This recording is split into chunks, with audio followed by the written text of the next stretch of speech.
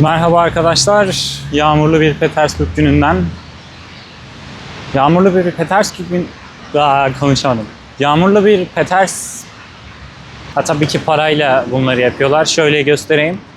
Şu arkamdaki sol En etkileyici alanlarından biri. Tavan süslemeleri ve duvarlardaki barok detaylar kendini istemediğinizi belirtin ve uzaklaşın. Çok da fazla muhatap olmayın çünkü bu görkemli yapı 1754 yılında Çariçi II. Katerina'nın emriyle inşa edildi. Başlangıçta sadece kraliyet aile. Şimdi burası müzenin bir üst katı. Burada da bu tarz hediyelik eşya alabileceğiniz yerler. Buraya da yine gelebilirsiniz. Şu şekilde göstereyim arkası. Şimdi ön kamerada olduğu için çok fazla iyi çıkmaz ama. Merhaba arkadaşlar. Yağmurlu bir Petersburg gününden. Yağmurlu bir Petersburg gün... konuşamadım. Yağmurlu bir Petersburg gününden herkese merhaba. Bugün biraz geç uyandım ve zaten havada yağmurlu olduğu için erken dışarı çıkmak istemedim. Bugün o yüzden de hep aktarmalı bir şekilde geldim. Yani bu aldığım kartın 10 euroluk sınırsız kartın hakkını gerçekten bayağı iyi veriyorum bu defa. Ve bu defa çok fazla toplu taşımayı da kullanıyorum. Yandex.Go aslında işimi çok kolaylaştırıyor. O yüzden çok rahat oluyorum. Şimdi bugün de Ermitaj Müzesi'ne ve Kışlık Sarayı'ydı yanlış hatırlamıyorsam. Bunları gezmeye geldim. Burası da yine merkezi bir konumda. Toplu taşımayla da gelebiliyorsunuz, taksiyle de gelebiliyorsunuz. Bugün yağmur yağıyor. O yüzden de zaten çok erken çıkmak istemedim. Çok fazla daha önce dediğim gibi böyle günü sıkıştırmayı çok sevmiyorum. Böyle 2-3 nokta belirleyip yani önceden 4-5 belirliyordum. Artık bundan sonra 3 veya 4 ya da 2 ve 3 nokta belirleyip oraları güzelce gezip sonrasında bir yerlerde oturup ya dediğim gibi biraz bayağıdır ben İspanyolca'da çalışmıyorum. O yüzden İspanyolca çalışmam da gerekiyor aynı zamanda. Şu kamerayı biraz sileyim. Yağmur damlası geldi. Yani şimdi daha iyi oldu yağmur yağdığı için.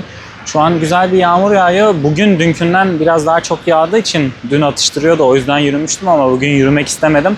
O yüzden hep toplu taşımayla aktarma yaparak geldim. Şimdi burasının da ben yine detaylı bilgilerini ekleyeceğim, giriş ücretlerini filan. Yanlış hatırlamıyorsam 500 ruble Ermitaj Müzesi'ydi. 750 ruble konuşamadım yine. 750 ruble de buradaki Kışlık Sarayı vardı. Onun giriş ücretiydi sanırsam. İkisi yan yana diye biliyorum. Arka tarafında olması lazım. Şimdi önce burayı gezeyim. Sonra da gidip orayı gezerim. Belki bir noktaya daha giderim. Sonrasında yeterli olur. Yürüyerek devam edeyim. Burada da çok fazla durmayayım. Zaten ilerleyeceğim. Şöyle aslında çekim yapacağım. Doğru çekim yapmak için durmam gerekiyor. Şöyle göstereyim. St. Petersburg'un sokaklarında yürürken tarihin fısıltılarını duyuyorsunuz. Her taş, her bina geçmişten bugüne bir hikaye taşıyor. Kaldırımların üstünde adımlarınızı atarken 100 yıllık bir kentin kalbinde yürüyorsunuz aslında. Bir köşede eski bir tramvay geçiyor, diğer yanda nehirden esen rüzgar yüzünüze hafifçe çarpıyor. Sessiz ama etkileyici bir şehir bu. Gösterişten uzak ama her detayıyla büyüleyen bir yer. Burası sadece bir şehir değil, duyguları olan, yaşayan bir tablo gibi ve siz de o tablonun içinde farkında olmadan bir iz bırakıyorsunuz.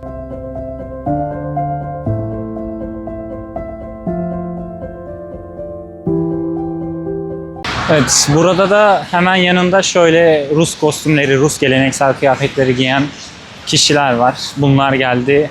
Tabii ki parayla bunları yapıyorlar. Şöyle göstereyim. Şu arkamdaki sol tarafta. Yani böyle şeyleri genelde çok tercih etmiyorum. Çünkü çok fazla üst düzey rakam istiyorlar. Ve hani çok ilgilendiğim bir şey de değil açıkçası. O yüzden de gerek duymadığımdan dolayı bakmıyorum. Yani bu tarz yerlerde hangi ülkeye giderseniz bu tarz şeylerle karşılaşırsınız. İstemediğinizi belirtin ve uzaklaşın. Çok da fazla muhatap olmayın. Çünkü muhatap oldukça daha çok konuşmaya başlıyorlar. Şimdi ben burada biraz daha çekim yapıp sonra içeri gireceğim. Çok yağmur yağıyor.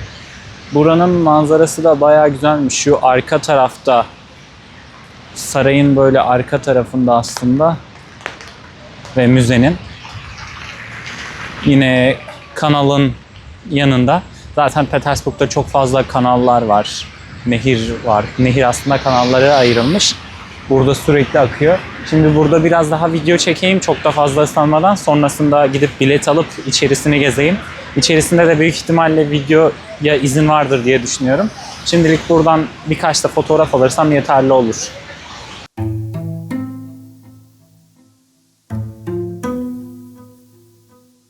St. Petersburg'un kalbinde, Neva Nehri'nin kıyısında zarafetle yükselen bir yapı duruyor. Ermitaj Müzesi. Ama bu sadece bir müze değil, bir imparatorluğun sessizce konuşan geçmişi. Dış cephesi pastel yeşiliyle göz alıyor. Altın detaylar ve sütunlar ise adeta zamanın ihtişamını anlatıyor. Bu görkemli yapı 1754 yılında Çariçe II. Katerina'nın emriyle inşa edildi. Başlangıçta sadece kraliyet ailesinin özel koleksiyonu için tasarlanmıştı. Bugün ise dünyanın en büyük ve en zengin müzelerinden biri. Barok ve Rokoko tarzlarının birleşimi olan mimarisi, Petersburg'un tarihi silüetini tamamlayan en önemli parçalardan biri. Her detay güç ve zarafetin dengeli bir sembolü. Kışlık saray olarak da bilinen bu yapı, bir zamanlar Rus çarlarının kış aylarını geçirdiği yerdi ve bugün hala dışarıdan bakıldığında bile o dönemin ihtişamını hissettirebiliyor. Sadece önünden geçmek bile insana bir zaman yolculuğu yaptırıyor. Her penceresi, her kemeri sanki tarihten bir sahneyi izliyormuşsunuz gibi. Burası sadece bir yapı değil, yaşayan bir tarih.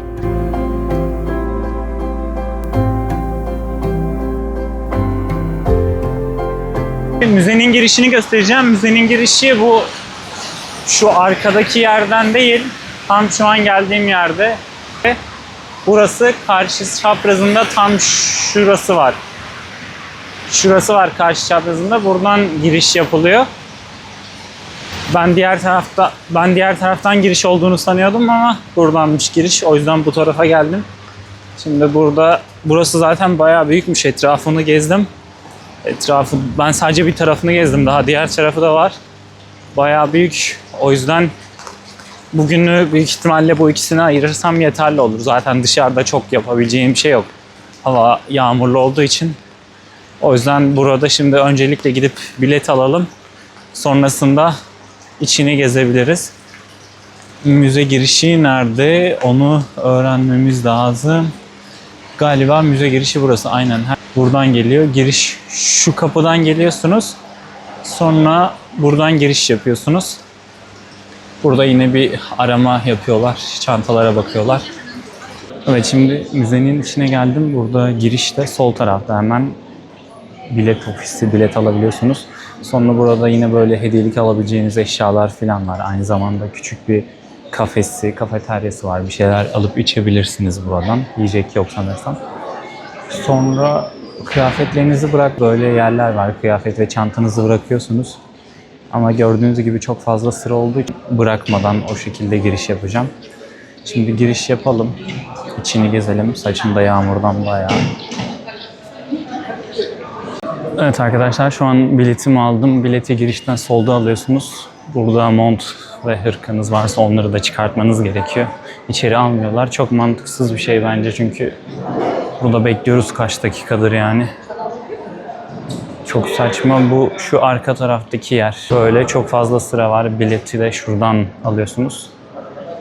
Şurada yine küçük bir kafeterya var. Bir şeyler içip böyle atıştırmalık, poğaça tarzı şeyler yiyebilirsiniz. Bekleyelim. İş ücreti 500 rubleydi. Bu da yaklaşık 5 euro falan yapıyor.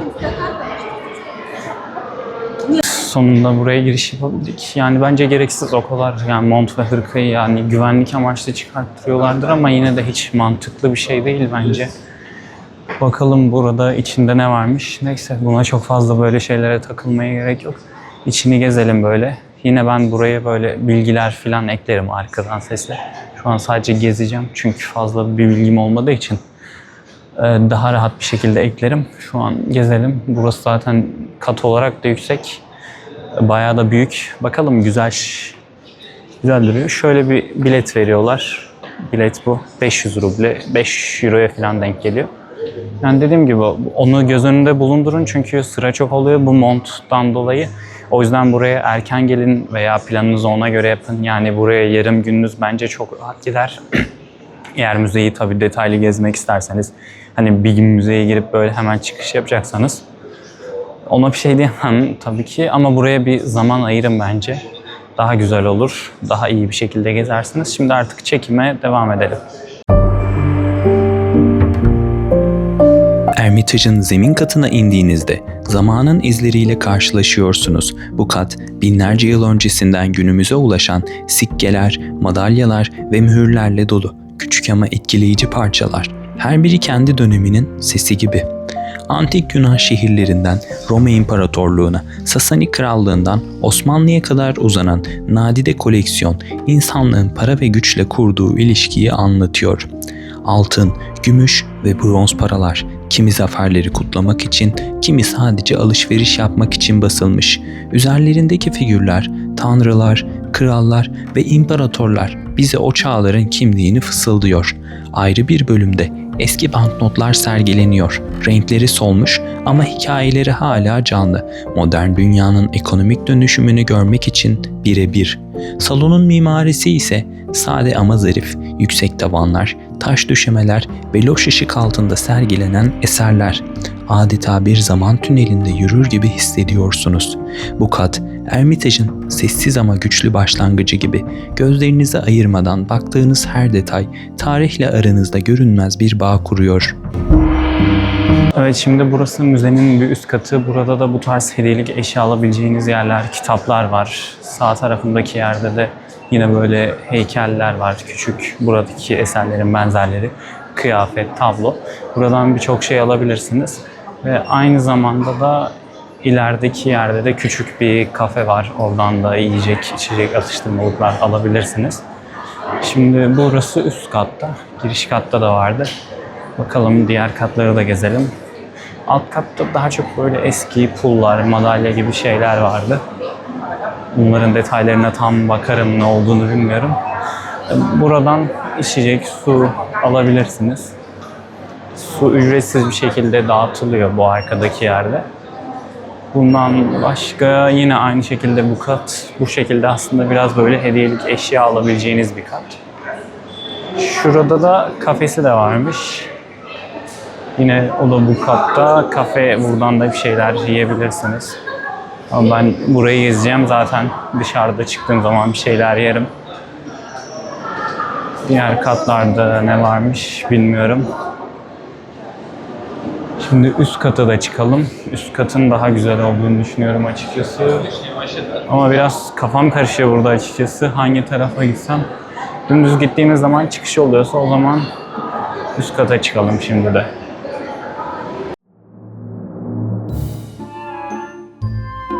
Merdivenlerden yukarı çıktığınızda sizi altınla süslenmiş görkemli bir balkon karşılıyor. İşte burası Ermitage'ın en etkileyici alanlarından biri. Tavan süslemeleri ve duvarlardaki barok detaylar kendinizi bir saray masalının içinde hissettiriyor. Bu balkon sadece mimari değil, aynı zamanda bir sahne gibi. Işık tam buraya vuruyor. Sütunların arasından içeriye süzülen gün ışığı mermerleri parlatıyor. Her adımda yüzyıllar öncesinin kraliyet yürüyüşlerini hayal etmek mümkün. Ziyaretçiler burada sadece durup izlemiyor. Burası video ve fotoğraf çekimi için adeta bir stüdyo gibi, her açıdan ayrı bir ihtişam sunuyor. Duvarlardaki altın varak işlemeler yukarıdan sarkan kristal avizelerle birleşince her kare başlı başına bir tabloya dönüşüyor. Bu balkonun arka planı ise 18. yüzyılın ortalarına uzanıyor. Çariçe 2. Katerina'nın ihtişam tutkusunu yansıtan bu alan aslında saraya gelen konukları ilk etkileyen bölümlerden biriydi. Buradan aşağıya bakıldığında tüm merdiven boşluğu ayakta alkışlanacak bir görsel şölene dönüşüyor. Burası sadece bir geçiş yeri değil, tarihle sanatın buluştuğu zarif bir durak. Ermitaj Müzesi'nin bu katı, sanatın ve tarihin kalbinin attığı yerlerden biri. Burada dünyanın dört bir yanından toplanmış sayısız başyapıt sizi karşılıyor. Her tablo sadece renk ve şekilden ibaret değil, içinde yüzyılların ruhunu, hikayesini ve sanatçısının duygularını taşıyor. Duvarlarda asılı olan eserler, farklı dönemlerin kültürlerini ve insan hayatlarını gözler önüne seriyor. Rönesans'tan baroka, Empresyonizmden modern sanata kadar uzanan geniş bir yelpazede sanat tarihinin kilometre taşlarını keşfediyorsunuz. Her fırça darbesinde ustaların yıllar süren emekleri, tutkuları ve yaratıcılıkları saklı. Bu katın atmosferi o kadar özel ki her adımda kendinizi zamanda yolculuk yaparken buluyorsunuz. Sanat eserleri sadece gözünüze değil, ruhunuza da dokunuyor. Burada gezinirken ressamların dünyaya bakış açılarını, hayatın farklı yönlerini ve o dönemlerin sosyal yapısını anlamak mümkün. Ayrıca burası fotoğraf ve video çekimleri için ideal bir ortam. Işık oyunları, renklerin canlılığı ve mekanın mimarisi birleşince ortaya büyüleyici kareler çıkıyor. Müzede geçirdiğiniz her dakika hem zihninize hem de duygularınıza unutulmaz bir yolculuk sunuyor. Ermitaj'ın bu katı sadece bir sanat galerisi değil, tarihin, kültürün ve insanlığın ortak mirasının saklandığı özel bir hazine. Burada her bir eser sizi farklı bir hikayeye davet ediyor ve sanatın büyüsünü tüm gücüyle hissettiriyor.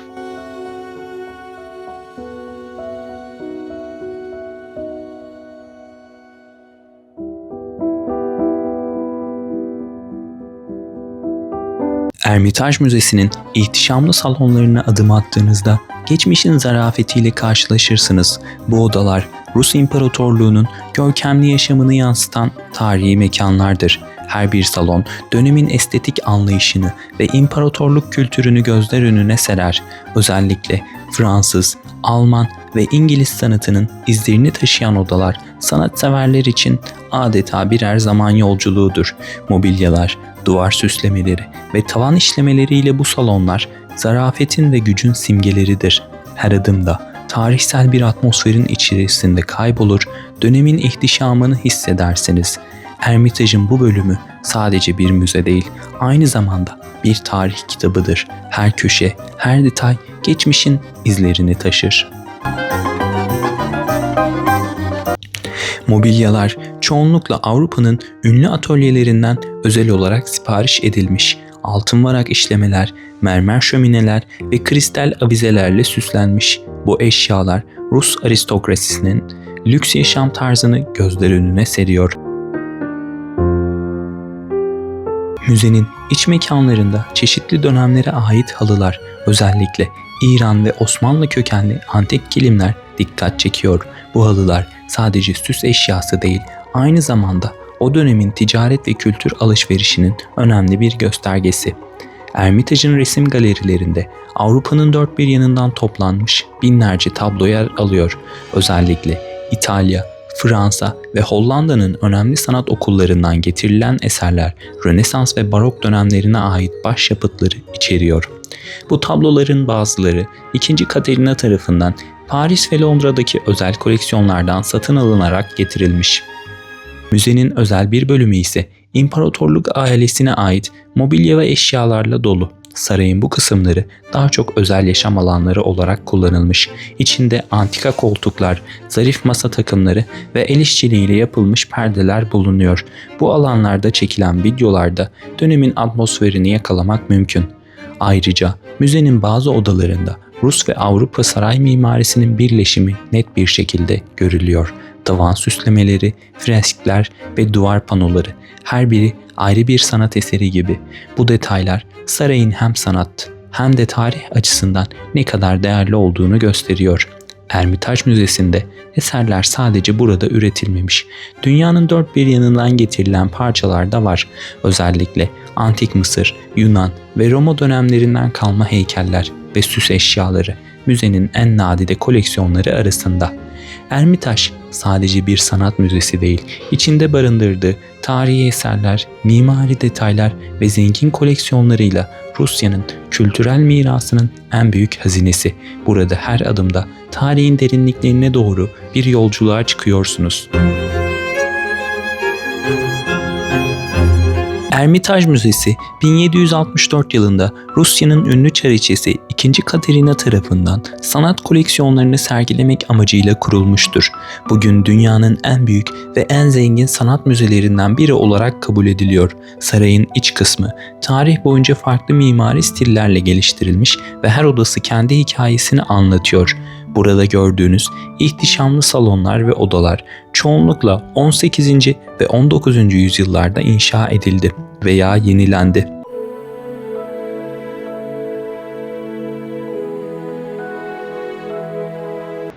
Tekrardan merhaba arkadaşlar. Buranın içini gezdim. Ermitaj Müzesi. İlk başta da dediğim gibi kışlık saray mı, yazlık saray mı? Şu an ismini unuttum. Aslında ikisi aynı yermiş. Ben yine bunu teyit ederim. Videonun bir tarafına aynı yerse belirtirim. Aynı yerdeyse zaten oraya da gitmiş olurum ama aynı yer büyük ihtimalle. Çünkü haritalarda bazen bazı noktaları iki defa gösterebiliyor. Müzenin içinde gerçekten güzeldi. İlk kat bence çok güzel değildi. Böyle çok ilgimi çekmedi daha doğrusu açıkçası benim. İlk katta böyle pul, madalyon tarzı böyle şeyler vardı. İlk giriş katında. Orayı hemen hızlıca geçip üst kata çıktım. Üst kat gerçekten çok muhteşem, çok iyiydi. Şu an dediğim gibi tepkimi tam böyle belli olmuyor kameranın neresine bakmam gerektiğinden. Ama gerçekten de çok güzeldi üst katı. Özellikle resim müzesinin olduğu. O kısımda bu şekilde selfie'li video çekmedim ama daha güzel videolar çektiğimi düşünüyorum arka kamerayla. Onları ben ekleyeceğim zaten mutlaka. Onlar hakkında bilgi veren ve bura hakkında bilgi veren yine açıklamaları da eklemiş olurum. Gerçekten çok muhteşem, çok güzel resimler vardı. Yine böyle çok güzel heykeller vardı. Yani aşırı beğendim yani gerçekten bence bu tarz yerleri seviyorsanız ziyaret edebilirsiniz. Çünkü çok iyiydi. Böyle farklı şeyler vardı görebileceğiniz. O yüzden mutlaka geldiğinizde bu tarz şeylerden hoşlanıyorsanız bence ziyaret edin derim. Zaten giriş ücreti de çok pahalı değil. 500 ruble. Bu da 5 euro falan yapıyor. O yüzden uygun bir fiyatlı bir yer. Ve içi bu arada çok büyük.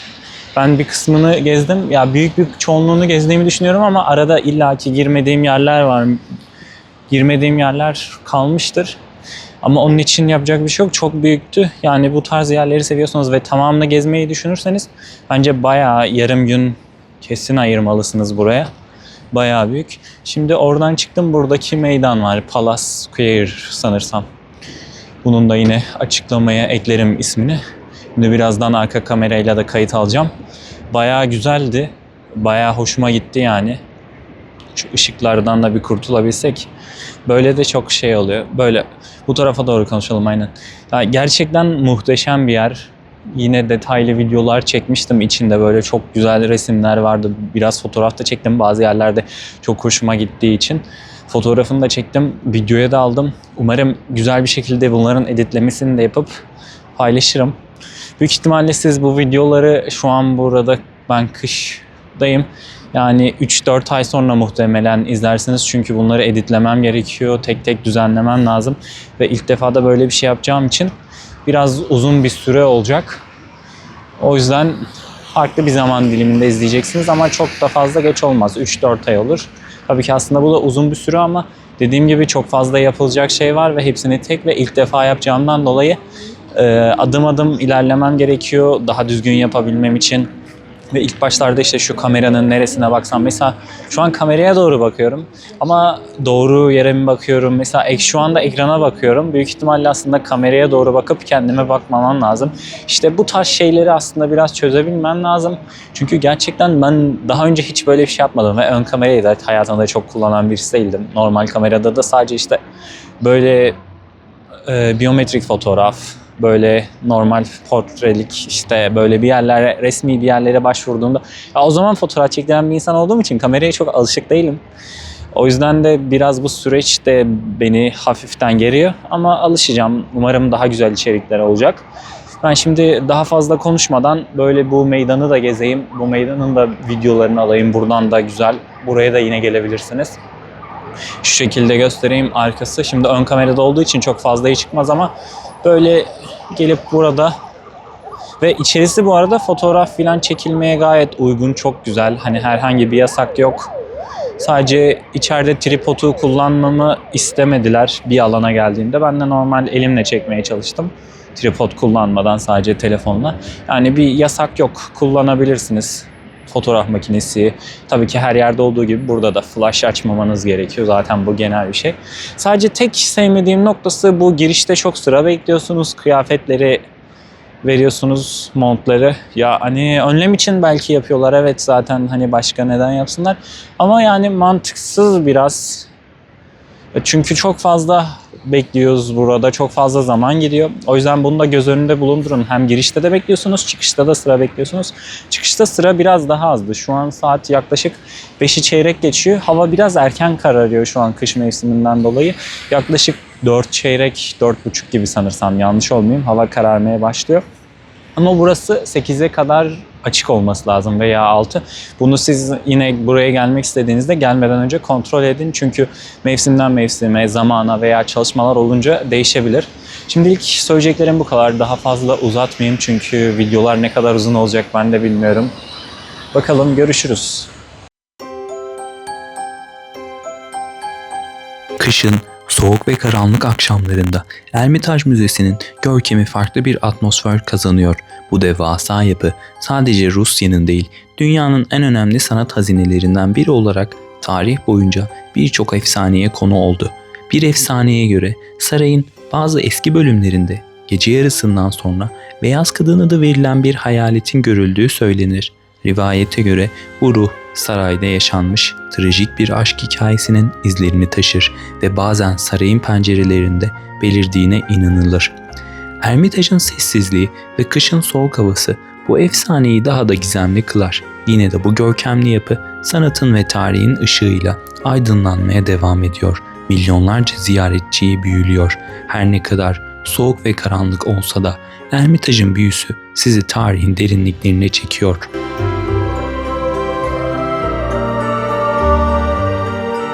Kışın soğuk nefesi şehre düşerken St. Petersburg'un sokakları bembeyaz karla örtülmüş, sokak lambalarının sarı ışıkları kar tanelerinin üzerinde nazikçe parlıyor.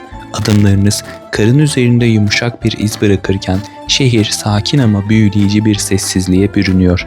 Kalın montlara sarılmış insanlar hafif buğuya karışan nefesleriyle acele etmiyor. Şehrin tarih dolu taş duvarları karla daha bir gizemli hale geliyor. Kışın soğuğu burada yaşayanların sıcaklığıyla dengeleniyor. Her köşe sizi başka bir zamana götürüyor. Karla kaplı bu dar sokaklarda St. Petersburg'un büyülü kış masalına adım atıyorsunuz.